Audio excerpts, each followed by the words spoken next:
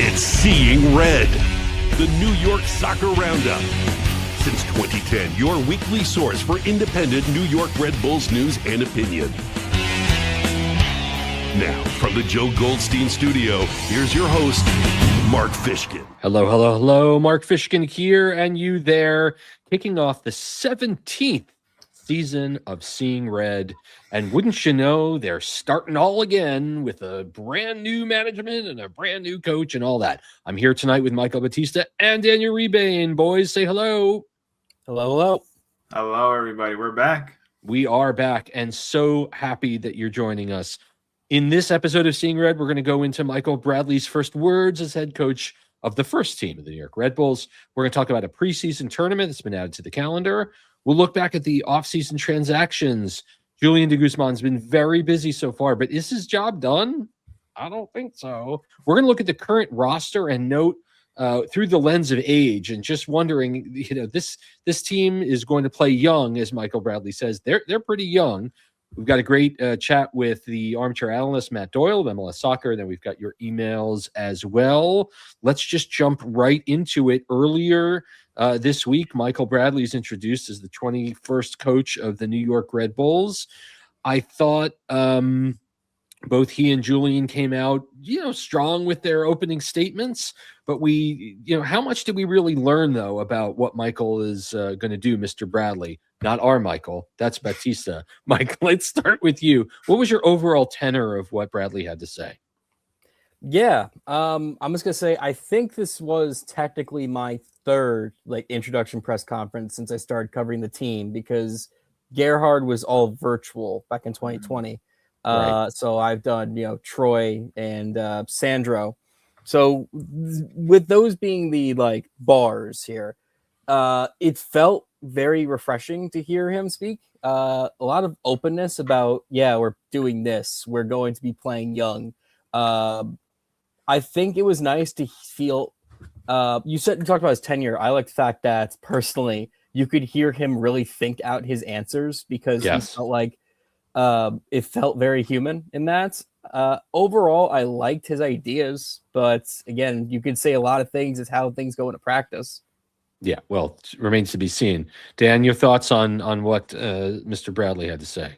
Yeah, I feel like if you've been paying attention for the past 6 months to Red Bull 2, it's exactly what he's been doing this whole time with the second team, like how he speaks, just his vision and how he wants to play. And, I was impressed and I was excited with certain things that he said. Like, he's always hungry. He's always going to be hungry. He could win MLS Cup and probably come into the press conference saying, I want more. So I think he's not taking this job lightly. I think he kind of, talked that into existence. Like, maybe it's a bit early for him, but he was never going to say no to this job. And, him being from New Jersey, this team being in New Jersey in his backyard, he played for this club. I think he's ready for this opportunity, and he's not going to take it, lightly. He's going to go into this full force.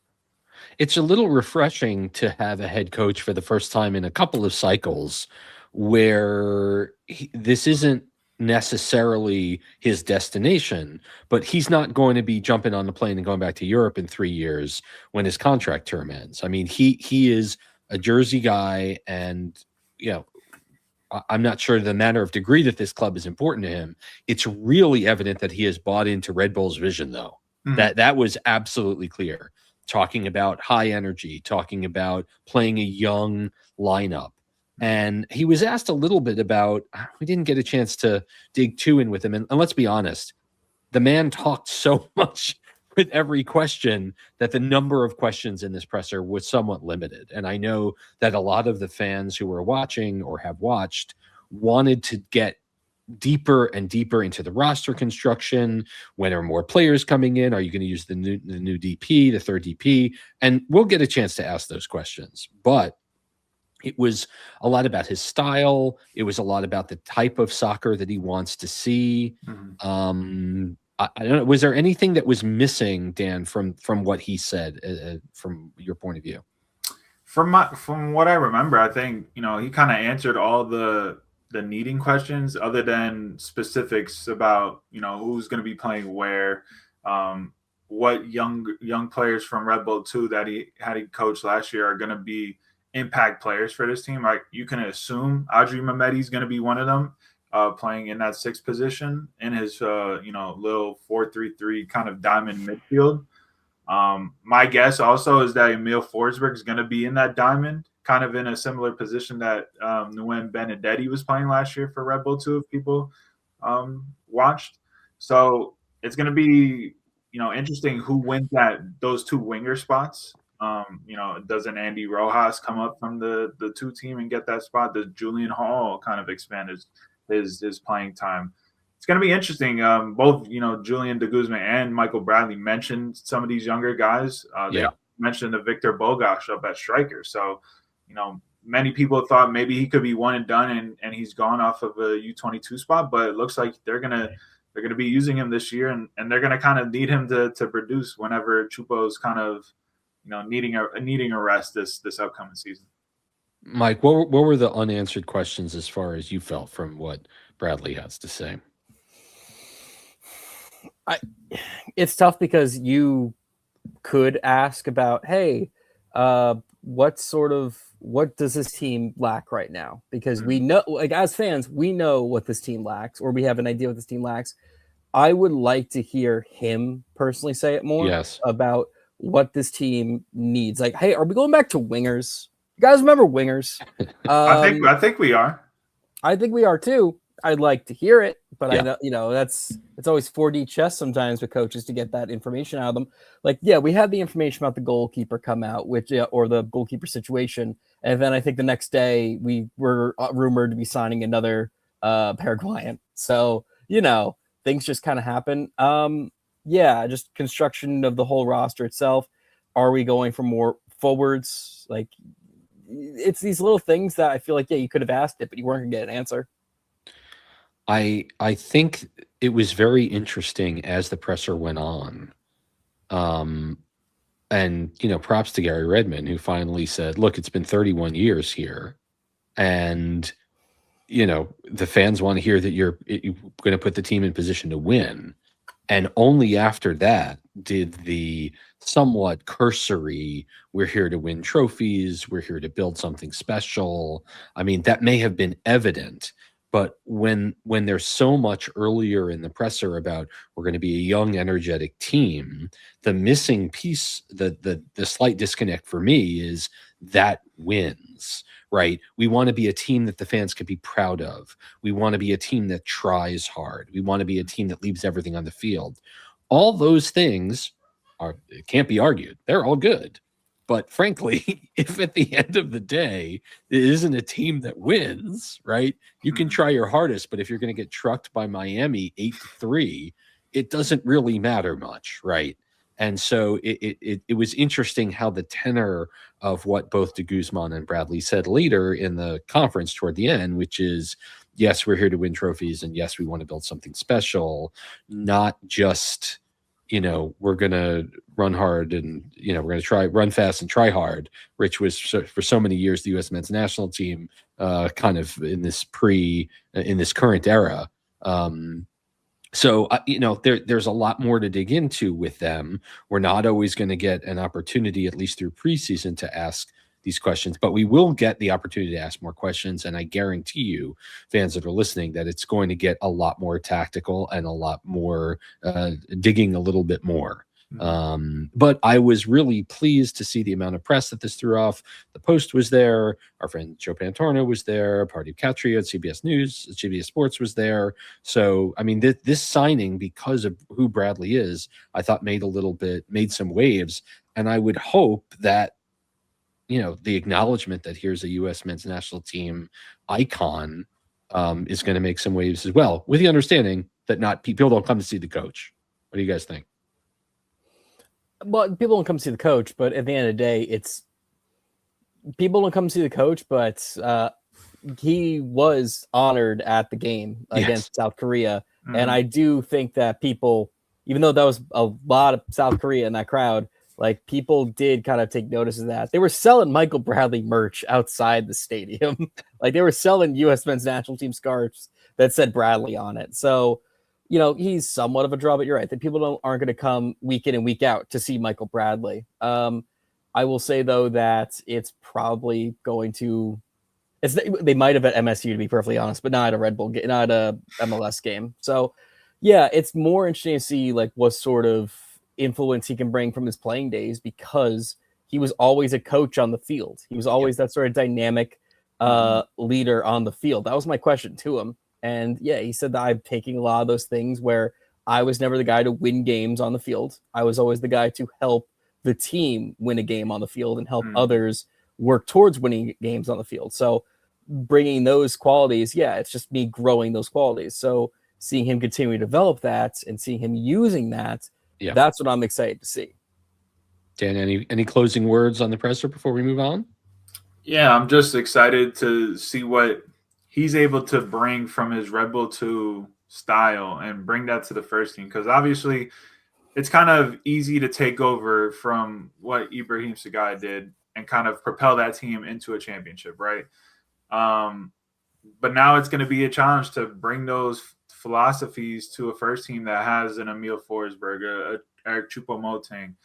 Are those guys going to buy into that system that Michael Bradley wants to play? Obviously, the younger players that he's already coached and some of the other younger guys on the first team are going to buy in just because, they're young. They want to play. They want to earn that spot in the starting 11. But will those veteran guys buy in to this style of play that Michael's bringing back? And that's going to be the interesting part, because if they do, this team could be really good. We've seen the offensive output that the second team was able to produce last season, one of the best in MLS Next Pro. So wait a minute. I just realized something because you said that about the veterans. Yeah. Choupo-Moting is like only 2 years younger than Michael Bradley. Well, and that was a question that I asked. Is you're doing a great job coaching kids. Now you're coaching contemporaries. Exactly. How's that going to go for you? So it's going to be interesting, because if those two buy in, then everybody else is going to buy in. Because if I'm a younger guy, I'm looking up to Emil Forsberg and what he's doing. So if those two can buy in, I think this team could be really special offensively. But I do think it's going to take some time to kind of get everybody on board with the style. It might take a year, it might take bringing in guys that fit Michael's system, because certain guys on this roster, even the young guys, might not fit the certain style. So it's going to be interesting to see those first couple of months of how they play. But I'm definitely excited with what Michael can bring to this team going forward. It'll be interesting. Yeah, sorry, Mike. I was going to say, and they still have a lot of cutting to do. Like, there's still players in this roster who I'm pretty sure getting cut before the preseason or traded for the preseason. So, there's still a lot of movement coming. Well, we'll get into that in a little bit. Also interesting, of course, this is Forsberg and Choupo-Moting's last season under contract. So, as we said, if it's not those guys, we've got one season to worry about it. Yeah. But I honestly believe that the fans, though, are going to give Bradley a year, certainly this year, to figure it out. First time head coach at this level, and not everything's going to go perfect as much as we all want it to. But I think if it's just another guy from Germany coming over, hey, produce now, it's a lot different from a homegrown USMNT local legend taking the reins. So, all right, let's move on. There is I love a preseason tornado. Oh, yeah. Preseason tornadoes are where it's all about. I take you back to the La Manga Cup. I take you to the Emirates Cup. There's so many not counting tournaments that make sense. And the Red Bulls will be taking part in the Torneo de Tejas as part of the preseason a month from today as we record. And this is not the complete schedule as of now, but the Red Bulls will go down to Frisco. Can we even say the Red Bulls anymore? I'm going to say it. Yeah, Red Bull. Yeah. They'll go down and take on Dallas, and then a few days later they'll hang around in Frisco to take on Atlanta, and then they go to Houston in the Torneo de Tejas. And it'll be interesting, obviously, to see Atlanta with their formerly famous winning coach returned, to see if that magic can pick up once again. But they're not going to be at Coachella, but they will be in Texas for these 3 games. And then these are clearly the last 3 preseason games, because the following weekend, New York goes to Orlando to start the season. So it'll be really interesting. We hope there's something new there. Any thoughts on this tornado, guys? Yeah, I'll go first. I've always been opposed to playing MLS teams in preseason because I'm always of the opinion of, you want to play lower division sides to kind of get ready and build up your team heading into the regular season. Playing these teams is like, it's just cardio at the end of the day. Like, they don't mean anything. So why should I be putting up my team against an opponent that I'll be playing in the regular season? Like, obviously they're not going to go 100%, but I'd rather be playing, Hartford, Atlantic, or some of these other local teams, especially right before the season. Yeah, the Cosmos as well. So I've not been a big fan of these tournaments. So in 2027, it's all going to change because obviously the schedule changed into the summer. So, playing teams from abroad is going to be interesting. I'd rather do that as well. So, yeah, I actually wish they would play a longer preseason down at IMG at that point. But if they want to go down to Texas and play a couple of games down there that mean nothing right before the season, it's likely. We've been told by Friday the complete preseason calendar will be out, and we'll share that with you next time. Mike, any thoughts on the first ever tornado de Tejas? I completely agree, Rebain. I've been yelled at by the Red Bulls when I say, God, we're just playing more MLS teams, and then their head of comms will go on my Twitter going, "Why are you complaining?" And I go, "Because I want to see you guys play the Rowdies. I want to see you play the Miami FC. You're already in Florida. Just do it." They're like, they will literally come for nothing. Like, whatever. It's about building up confidence in preseason. Right? These guys don't have a CBA and they'd still go out right now. The whole point of preseason is that you want to see your players like get ready, right? And if you just play against other MLS teams, you're going to play your B guys and C guys against their B guys and C guys. You don't get anything done. Now, I'm not going to say Emil Forsberg is going to play against these lower division teams. I will say you're just going to try different things against teams who might go a little harder against you. But overall, the tournament, I think it's nice to have another tournament. Coachella, we won Coachella. We did win Coachella, but yes, we used to do the Charleston Battery one, the Battery Cup or whatever it's called. And yeah, preseason tournaments are great. I just kind of wish that there was more of an ability for fans to go and watch, to have that spring season feel. Like when they go to Florida camp, you can't watch them. When you go to Coachella, you can. Right. When you go to this tornado de Tejas. You can, because I looked. FC Dallas has said that it's exclusive to season ticket holders. I'm sure there's a way around that. You can go to this game. So it's nice to see that. And it's nice for fans to be able to see this team doing that. And it's also nice to win a meaningless trophy that we'll see at the training center. Raise the banner. Yep. Raise the banner. All right. Awesome. All right. Well, let's take a look quickly and break down all the moves that have happened so far this season, because Julian has not rested. He understands that this team has had a number of long-term contracts, but he's moved a lot of players for a decent amount of GAM, right? Lewis Morgan gets shown to San Diego FC, and the notion was, he's a great player, and maybe a new change of scenery will be good for him. Sean Nealis to DC United, again, thanking him for his service. It was really, I don't know, it's just kind of interesting. There are certainly a number of fans that have reached out and said, why are we doing this? Why are we moving these players? And I think it's a desire to get younger. In the case of Lewis Morgan, it's certainly a desire to get healthier. Carlos Coronel's contract ran out. And then the news this week that Alexander Hack mutually decided to dissolve his contract saves the Red Bulls $1 million. Almost $1 million in cap space this year. So you have to think that people are coming in And who's come in already? Justin Shea from Brøndby, 22-year-old defender. Cade Cowell, maybe the biggest name. Again, only 22, on loan from Chivas for the year. Tim Parker was re-signed. Marcucci was extended through 2030, which was honestly confusing for me coming off an injury, frankly. And Neha Benedetti was promoted, again, did so well with the 2 team. These might not be surprising or earthquake rattling moves here. I think the departures are much more interesting than the player signings so far. Dan, let's start with you. What are your overall thoughts? I just want to say first on the outs, like those are all those moves were needed to like free up flexibility, free up, money to bring in players. And to be fair, I always said that they needed to make those moves. I didn't expect all these moves. Like I didn't actually expect them to move on from Lewis Morgan. I thought they would ride it out.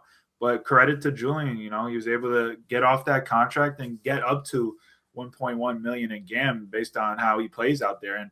And the biggest one is Alexander Hack because yes, unfortunately, that was definitely a move they needed to do. They needed to get off that contract, but again, nobody was going to take on that contract. So the only other move was to buy it out. But in this, mutually terminating the contract, that's even better for the team. They don't have to use a buyout or anything like that. So, credit to him. I think all the hard moves have been made. It's about getting all these, I don't want to call it dead weight, but like all the bigger contracts off the books, like a Lewis Morgan. Sean Nealish was making $600K. Mm-hmm. Alexander Hack was making $1 million. So it just gives this team more flexibility. And you bring in guys like a Justin Shea and Cade Cowell who've played together before with the U20 national team. So they kind of know each other. Marcucci, is it a bit weird? I don't think so, because I feel like they've made the decision that he's going to be the number one once he's healthy,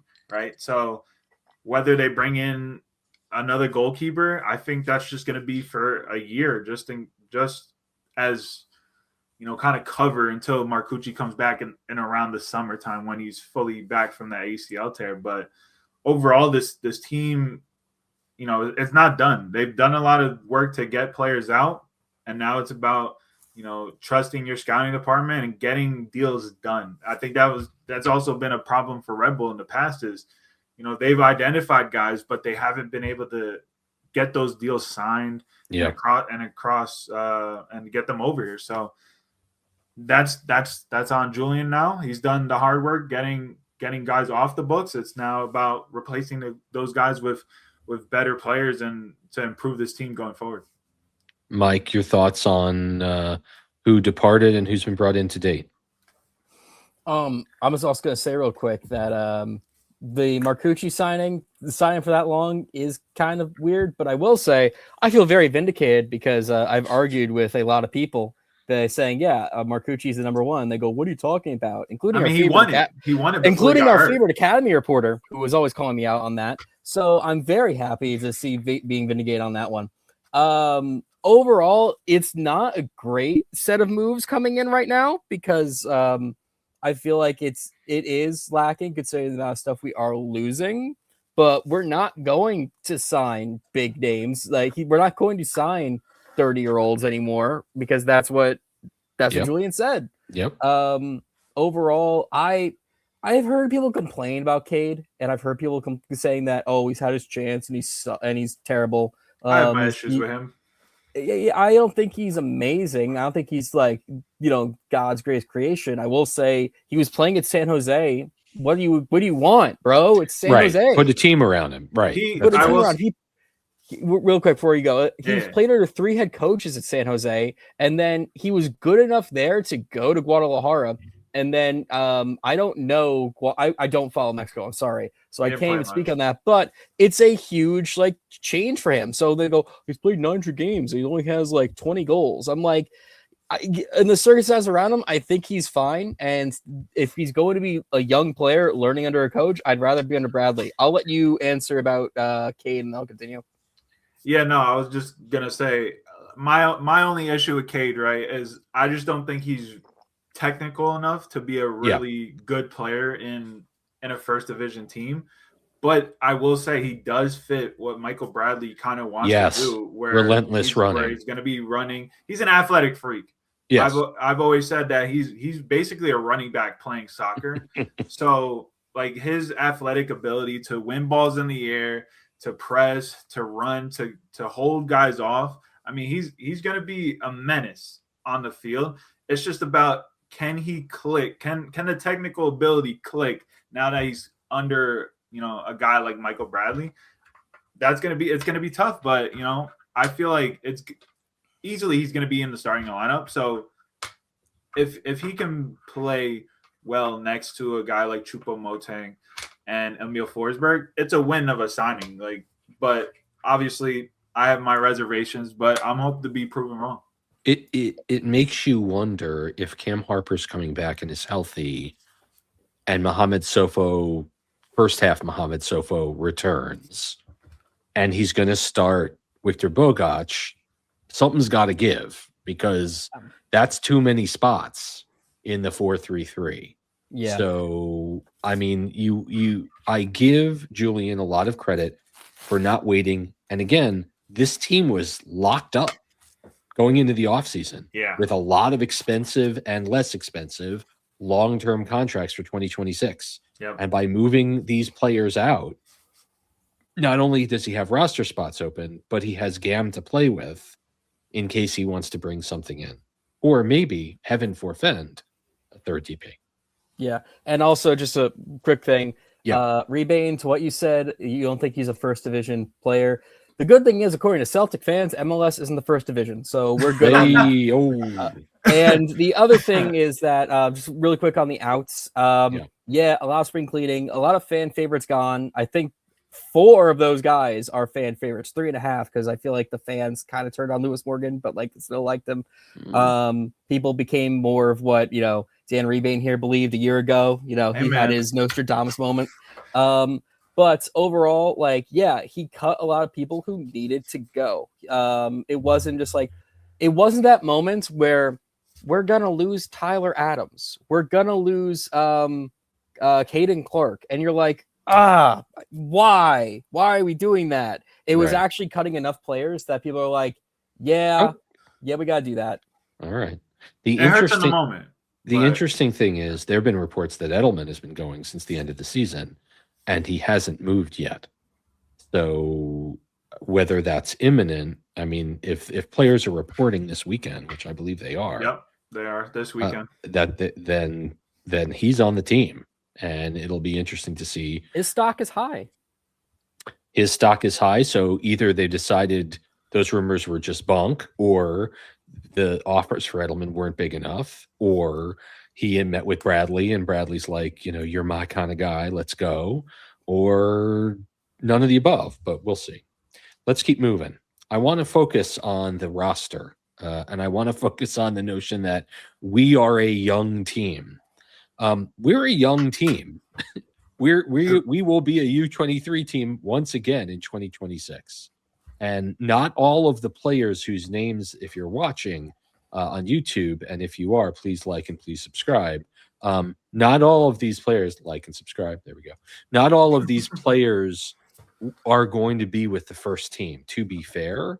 But boy, that there is a glut of 21 and 22-year-old midfielders on this list that are really going to have to be worked through. To be clear, there are 5 players in their 30s. Raheem Edwards, who amazingly looks like he will stay with the club for more than 1 year. Tim Parker, who re-signed. McCarthy, the goalkeeper. Emil Forsberg and Choupo. Those are the 30-somethings. I have on my screen here prime 20s or 25 to 30. Marcucci, who isn't around. Dylan Nealis, now the only Nealis. And Berggren. And everyone else is 24 or younger, with 6 teenagers. And so when you think about the Yungars and the Wiki Carmonas and the Edelmans and the Doncors and the Rojas's and the Gomas and the Mascaras and now Benedetti, I mean, there's a lot of the Red Bulls 2 team represented here, but there isn't going to be enough room among this core of players for meaningful minutes. You pencil in Noah Isla for sure. Yep. You pen him in. Yeah, pen. You pen Permanent marker. Yes, permanent marker. And I think if Harper's healthy, then he's up there too. Donkor showed incredibly well. Valencia was on a milk carton the whole second half of the season. Wither Serge Goma. I mean, is Juan Jose Mina seriously a person that is going to make an impact? No. Let's start with you, Dan. I mean, what do you think here? I think, they have a lot of young pieces, I will say. Noah Ayla is going to be in there, right? My midfield personally now would be Emil Forsberg, Berggren, and Adri Mehmeti. Those would be my 3 diamond midfield, where you have Emil Forsberg and Berggren kind of being at the top. Yeah, at the top, and then Adri right behind them, right? Looking at this team as it's currently constructed right in front of us, right? Kate Cowell is the starter on the wing. And if healthy, Cam Harper is a starter on the wing. If they bring in a third DP, Harper is that first guy off the bench, and that probably fits, easing him back into gameplay a bit easier for him. But then at striker, I feel like it's just Choupo-Moting, and then you hope Bogash does something. I feel like that's a weak position. And then the goalkeeper position is the biggest question mark, right? Yeah. Marcucci's not coming back until the summer. Right. So the question is, do they bring in another guy? Obviously, we've been rumored with the Paraguayan starting goalkeeper. The ironies of losing Coronel and possibly bringing this guy in are ridiculous. Who would be – you'd add another 30-year-old, I'll say. There you go. All right. The average age would go up. But yep. So when you look at goalkeeper, right, you got John McCarthy, who, we know what he is, right? At this point of his career, we know what he is.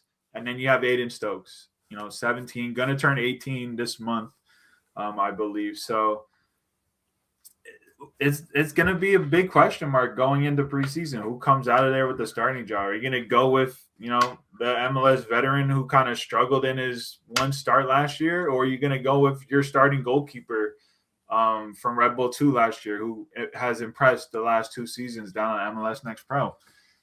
Personally, I'd go, if you're going to go young, you might as well at some point give Aiden Stokes a shot until Marcucci comes back. Maybe he runs away with the starting job, right? Yeah. There's a world where that happens. So Justin Che is going to be at right back. Left back's going to be up there, with Morales and Edwards and Valencia. 3 left backs on the roster is a bit interesting roster construction, but overall there's definitely pieces here, right? It's just about, are these pieces going to fit Michael Bradley's puzzle?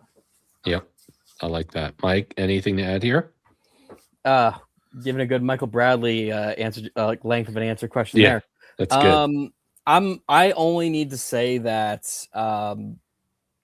I'm not going to talk about like roster predictions or formats of the lineup, because I hate doing that, because I'm usually dead wrong. Half the time when I'm writing Prosper Blue and they ask me to make a starting 11, I have it checked by Rebain before I submit it. I'm like, hey, yeah, I just want to double check. What do you think? And then he'll make a tweak or two. Put yourself out there. What I'm going to say though is San Diego FC made it to the Western Conference Finals of the MLS Cup playoffs with a back line that had an average age of 22, and their roster overall was something like 23 or 24 years old of an average age. It's not unheard. Like, that was a really young team, and it worked out very well. Yeah. So I'm not opposed to having a young team. I can make all the jokes in the world that we're going back to the PDL. New York Red Bulls U23 is back. I'm like, let's go.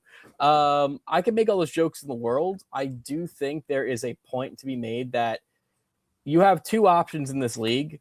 There's like 3 teams in this league. There's Inter Miami, there's San Diego FC, and then there's being in the middle. And Inter Miami, there's no bottom, just the middle. Okay. Yeah, you could, but the middle there are 3 you can teams. do. The middle you can do very badly with. I see, but you're still in the middle. You're still in the middle. because like you're trying to mix it up. I will say that the Inter Miami method, that's the hot one right now. Oh God, we're getting Lewandowski or something. Like they're going nuts with it. And I know I'm not talking about the Red Bulls right now. What I'm saying is that the Red Bulls are doing, version B here, which is they're going very young. I feel like the Red Bulls always say they're going to do that. I think they're actually doing it this time. And after seeing San Diego do what they did, and after seeing someone else in 24 do it, whose name is slipping my mind. Vancouver. Yeah, Vancouver started young before they brought in Mueller. They were a young team, and it's like, look where it got them. It got to an MLS Cup final, and we know the pain of losing MLS Cup final, so they know that too. I think that, for the Red Bulls doing this makes a lot of sense, and I don't blame them for going in this direction. All right. Yeah, Dan. I forgot to mention Roald Mitchell at striker. He could easily become the backup striker over Bogosh based on what he was doing last year. And I want to just say Trinidad and Tobago senior international, Roald Mitchell. Oh, all right. That's right. That's right. Let's not forget that. Very exciting. Well, I mean, there's obviously more players than minutes right now. Yes. And I think it'll be really interesting, especially, for a player like Dennis Yengar, who came in with some fanfare and has really underperformed. I'm not sure how many more chances he's going to get. Obviously, it's a fresh start with a new coach and a new chance to impress. That's what Harper had always lamented, right? That he'd get into form, then they'd change the coach and he'd have to work his way back. And now coming up from injury, he's playing at right back under Bradley down at the twos when he was down there. Who Yengar was? Yeah, he was playing right back. Well, I don't think he's right back on the first team for sure. And nevertheless, more to come, more changes. Hopefully that third DP. When we're back on Seeing Red, we're going to talk to your friend and mine, Matt Doyle of MLS Soccer. And then we're going to answer some emails. So we'd like you to please stick with us, won't you? We'll be right back.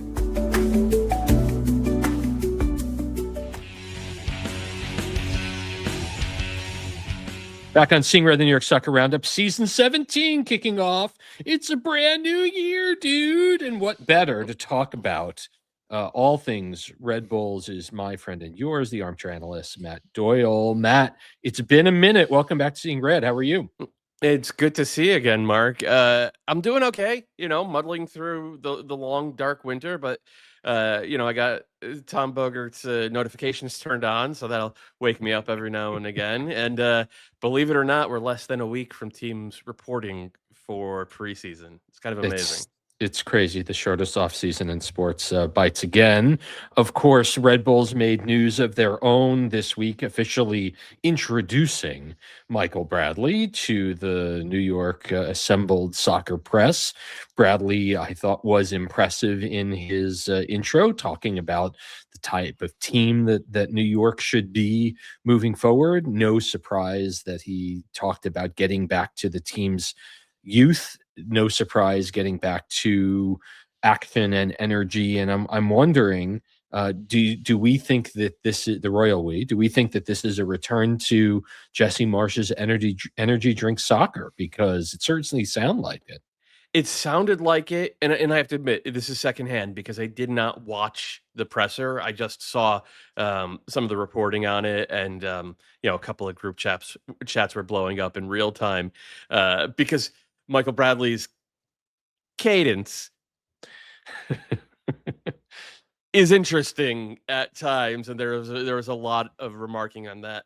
I was surprised though that the takeaway was we're going to return to the all action high press, run ourselves into the ground, disorganize our opponents against the ball instead of with it, because that's not Bradley was a hell of a pressing midfielder but he was best as a guy who sat on the ball and controlled the game with the ball on his foot. Certainly those Toronto teams were really, really great at that, and still the only team ever to win the treble. And my understanding of Red Bull 2 when he took over last year is they had the ball. They were 55, 60% possession all the time. So I think he's maybe saying stuff that he thinks people either in Austria or elsewhere want to hear, but that's not the version of the team I expect to see. I think it's going to be a more evolved version of what they had the past couple of years. Which, under Sandro Schwartz really was a big departure from those early days under Marsh. And I think Schwartz kind of suffered from trying to be all phases of the game in every single game and constantly be changing formations, tactics. And during the second half of the season, as New York stumbled and bumbled and crashed out of the Eastern Conference table, just wasn't terribly effective. Looking at the current roster as it's set up, and yes, I'm sure there are additions that the Red Bulls are looking to make.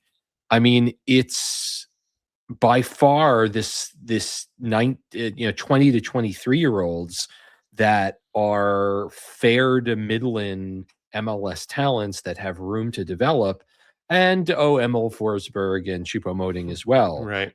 I'm not sure if this is a team, at least in year one, and eventually Bradley got to the place and de Guzman got to the place. Yes, we want to win. We're here to win trophies. But I think in year one, that's not what this is going to be. No, it feels like a cultural reset and maybe strategic and tactical and all of the above. And the hope is that Emil Forsberg and Choupo-Moting can win a couple of games, like brute force a couple of wins just by having the quality in the box that they do, while the rest of it sort of sorts itself out. But at the same time, what we saw from Ronald Donkor last year, I thought he was really, really good. And like Noah Ayla ended up having some really, really good moments. I thought he took a step forward, and like that's the job.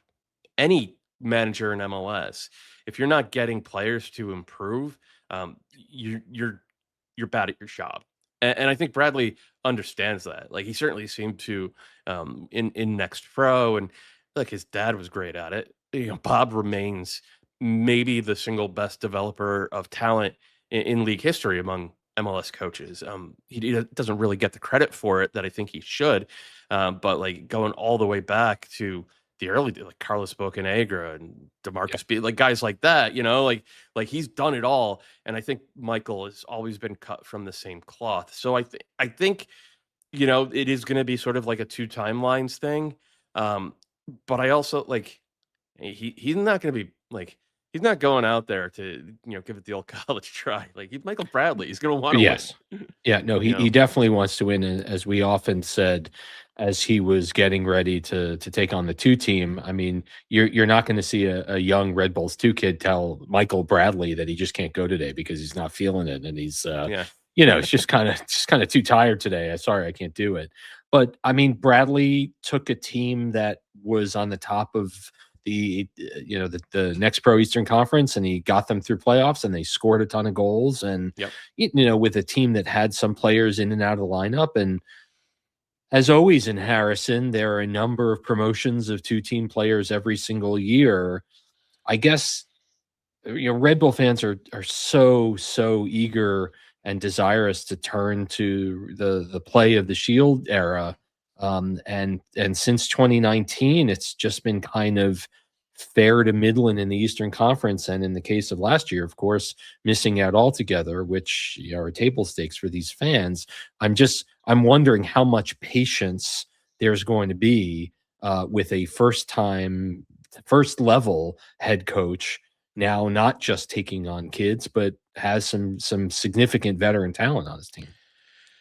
I mean, it's a good question. I imagine he'll get a decent leash with the fans because I mean, I think this job means a lot to Michael Bradley, to the Bradleys as a family, I would imagine. Like they're, they want to make this team matter in a way that it doesn't really feel like I think it has since about 2018 or 2019. And to be the guy who did, like, he's not here for 2 or 3 years before heading back to Europe like certain other coaches. It's not a bullet point on the resume. Like this is a dream job, I think, for him, and I expect the fans to really appreciate that, because I think it's been a long time since they felt like that about one of the guys on the sidelines. And then the other part of your question about the game model. Look, the Union won the Shield last year playing energy drink soccer. They played 20 fewer games than the team that finished second in the or third in the standings in Miami, and about 10 fewer games than I think Cincinnati did. So it's like they benefited in a lot of ways from a light schedule that they're not going to have this coming year. And if you look at it since 2022, right? 2022, possession and points per game were completely decoupled in MLS. Like they did not correlate at all. Since 2022, it's skyrocketed in the other direction. And if you look at the teams that are winning big now, so Vancouver Whitecaps, it's Inter Miami, it's the year before that it was LA Galaxy under Greg Vanney, which of course is a possession team. Columbus Crew under Wilfred Nancy. Like the correlation between possession and points per game, but more important, possession and trophies has started to be unignorable. And I don't think that will have snuck past anybody in that front office, de Guzman or Bradley or anybody else calling the shots there. And look, Jurgen Klopp himself has said as much. Like 5 years ago, he was saying this about Liverpool. He's like, we don't play heavy metal football anymore. We play the type of soccer that wins trophies, and they won trophies because of it. Yep, for sure. We have heard rumblings that Jurgen Klopp has dictated a 4-3-3 against for all of the Red Bull teams. And if in fact Bradley is going to play a 4-3-3, an interesting question as to where Mr. Forsberg plays on the field, because I'm not sure that he necessarily is the guy in the center. Yes, he can have the ball stuck at his feet, but I don't know. I don't know if he's that guy. What are your thoughts? I mean, I'm thinking inside left in a 4-3-3, and it'll be a lopsided 4-3-3 with him being more advanced than the other, nominally an 8, but like one will be more defensive. The other Swedish guy, how do you even say his name? Berggren.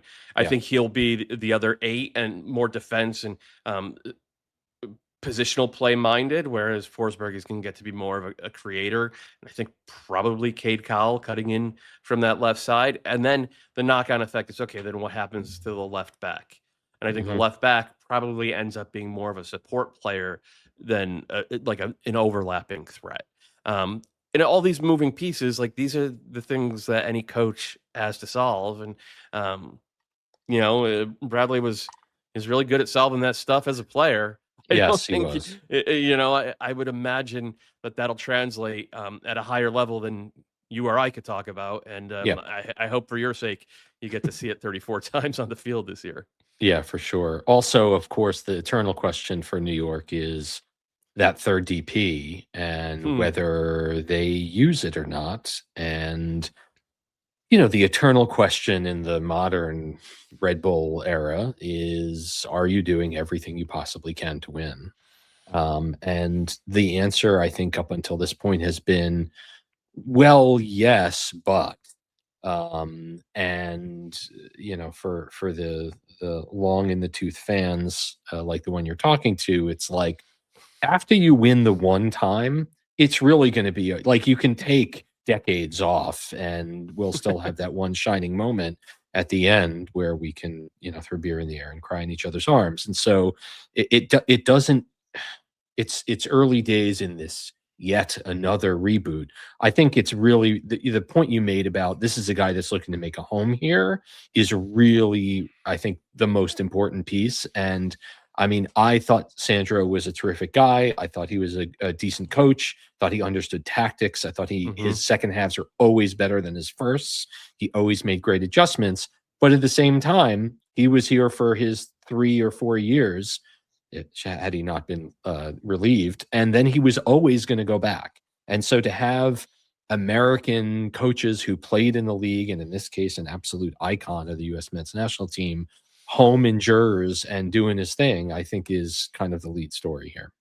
I agree completely. And it's, it's something I'll be following with interest, especially because I loved Michael Bradley as a player.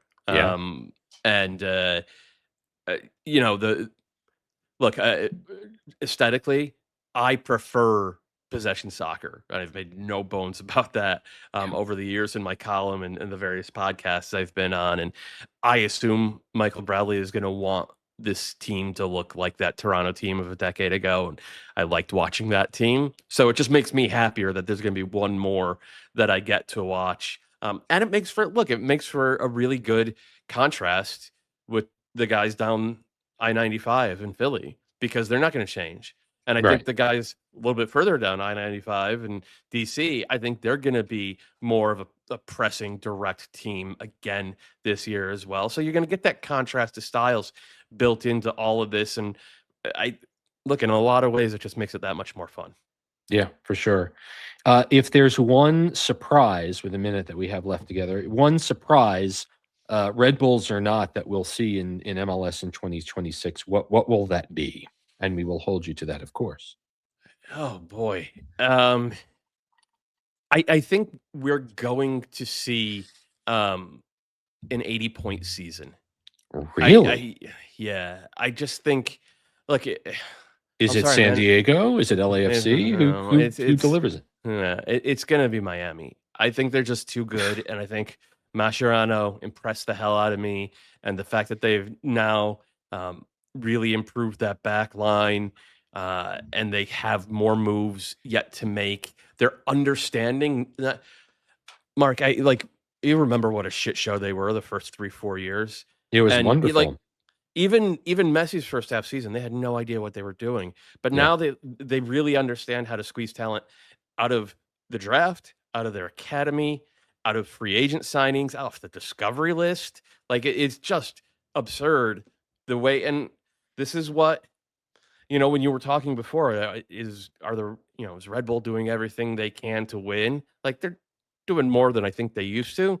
Miami's doing everything they can to win. Yeah, they're not doing that much, man. They're not doing that much. And I think Miami, there's going to be a lot of teams looking way up high in the standings at them. Will they start 2 Americans in the lineup, though? Because was there an American in the final for Miami? Because I'm not sure. Noah Allen and Ian Frey both started, right? Okay, so two Americans who are actually cap-tied to other national teams. So good stuff. Yeah, I'm old enough to remember the NASL where you had to have 3 Americans on the field at all times for each team.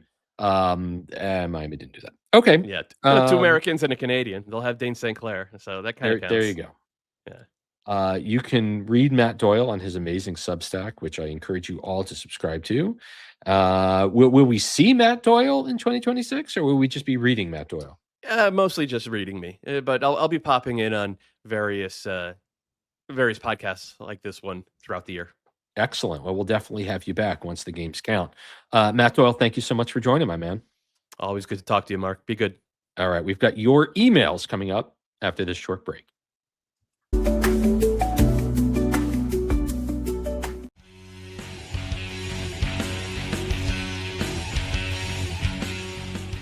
There's something about that guitar riff. You can email us anytime at seeingredny@gmail.com. Dan, after our first segment, was there anything else that you wanted to say? I felt like I may have cut you off about the roster. Oh, me? Yeah, you. No, I said so much. I think, other than finding a partner for Noah Ella in the transfer market, right? Right. I think they might have found a replacement for Noah Ella and that guy that played for Sporting KC that I keep forgetting. Volodar. Yeah, Volodar. Maybe joining. But I think he's going to be like the 3rd string guy. So it's about going out there and finding a partner to play next to Noah Ella because he deserves it. I mean, the way he's been playing the past couple of seasons, I mean, he's kind of earned you to go out there and find him a real partner that he's going to play the whole season with. Be curious if it's, you go out and re-sign Tim Parker. I don't know if it's him, but it would make sense. Dan says no. Matt Dykehouse writes us and says, "Dear Mark and friends, disappointed by the way the season ended, but not surprised. In some ways, it's been coming the last few seasons, and it had to happen sometime. That is missing the playoffs. So it is what it is. I'm also disappointed about Sandro departing. I liked him a lot. I thought he was a good coach. I don't think he should have been the fall guy. I would have liked to have been happy. I would have been happy if he stayed, but I also understand new regimes tend to bring in their own people. I wanted to ask you guys. I wanted to ask if you guys knew if the team was on any regular or national TV games last year. I didn't remember seeing any, and when I did some research, I couldn't find a place to compile the info. We're a non-Apple household, so I don't have season pass. The TV broadcasts are usually my only chance to watch. Since I can't watch any games normally, I have to get creative, wink, wink, to watch the games, and I don't feel bad about it. What I do feel bad about is feeling locked out for my team, and especially the league as a whole. With the league behind the paywall and the ending of extra time, I have zero connection or insight on the league, and it sucks. That's why we're here. My MLS experience has definitely gotten worse. Genuinely thankful for seeing red because my only source on the team, so thank you, is a kid from Nutley who went to Seton Hall Prep and went to college in upstate New York. I'm already a fan of Thomas Hutt. Thanks as always. And we didn't, thank you so much, Matt. We didn't talk about Thomas Hutt, the lone draft pick of the New York Red Bulls, who played at Seton Hall Prep famously, went to Army, went to Syracuse, and now is a draft pick. He wasn't included on our roster document earlier because he hasn't been signed yet. He'll be with the second team. Yeah, he'll be with the second team. You know, my thoughts for Matt. First of all, thank you for having us as your only Red Bulls news source. Consider the paywall for season pass goes away in 2026. All you'll need is an Apple TV connection and Apple TV subscription, which will also give you F1 and will also give you all of the amazing content that's on Apple TV that I'm personally a fan of. So there's one less barrier. Two, I know you're in upstate New York. I don't know if you get MSG, but the games we're appearing on tape delay on MSG a few days later. And as for Schwartz, I mean, I personally like Schwartz a lot. He definitely took the fall. I wouldn't have necessarily had a problem with him returning, but I think the opportunity to bring in Michael Bradley and start the Bradley era is going to be a positive thing. Mike, do you have anything to add here? Yeah, I'm gonna be honest. Like the only time I remember the Red Bulls on TV, national TV last year was the Open Cup. I think the FC Dallas game was, and I think the Philly game was, because I remember those ones CBS Sports CBS Sports Network. Because I remember when I was when I write for the Cup.us, I was going, yeah, we're back. Let's go. We're the big time. We're not Golazo. We're Sports Network. But overall, yeah, to answer, if I can remember all those questions, yeah, I like Sandro. I do think that he took the fall a lot in this, but again, we saw it happen with Troy. Yes, I thought Troy was going to be the guy going forward, and then Jochen came in, and he took over Dennis Hamlet's spot, and Jochen said, "All right, it's my time now. It's my team," and he made the changes. So that's what happens. You bring in a new guy, and that's what's going. I almost named the wrong person. De Guzman came in and he made his own choices. So that's what's going to happen. And I'm sure Sandro's going to end up at Hoffenheim or something. Man. Overall, though, the whole TV deal with MLS, I hate the Apple TV deal. I know that all sports seem to be going that way because RSNs are dying. We, as a general area of the New York metropolitan area, and even Northeast, are very lucky because we have RSNs that are actually self-sufficient or better off than a lot of them. And even still, MSG is falling off cable packages because it's too expensive. Yes Network is like trying to go on demand with the Gotham app with a bunch of stuff. I think New England Sports Network over like in Boston is also having issues.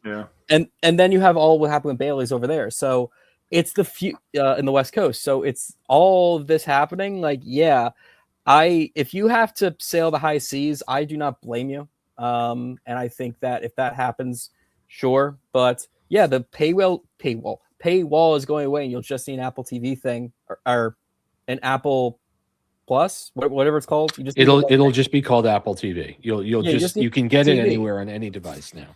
Yeah, and that's great. And I'm sure MLS will have free games of the week because they did that even on on the regular Apple TV deal. So they'll keep doing that, and maybe they'll convince you. Maybe you get a T-Mobile plan and suddenly you get free Apple. I don't know, but I'm glad that we're the reason that you're able to keep up with the team. Yeah. And Dan, before I go to you, I just want to say that the Red Bulls will not be on national television for MLS matches not once in 2026. What a not shock. once. Well done. Dan, you're up. Yeah, I'll touch on the TV deal first. At first, I was a big proponent of it just because, getting that TV deal was big in quotation marks for certain teams to kind of bring in, more revenue for the team. And at first I thought more spending, more money in means more spending, right? And, for certain teams that's kind of happened. But at the end of the day, you're kind of you've blocked out a lot of your viewer base, right? Because only the real kind of diehards, in my opinion, I feel like got these separate Apple TV subscriptions, right? Maybe a certain percentage of casuals did as well, but for $15.90 or was it $14.99 a month, right? Is that what it used to be? I think it was 14 or 12. Yeah, regardless. Yeah.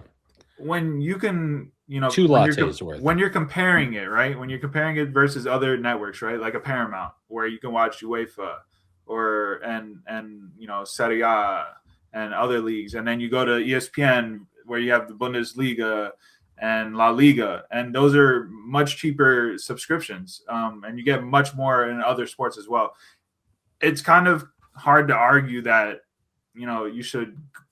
that certain other casuals trying to watch their teams should pay $14.99 or whatever that is for a subscription, right? When you look back, you kind of miss out of the MSG days where you're listening to Steve Cangelosi call games, right, for free or whatever on your TV network, right?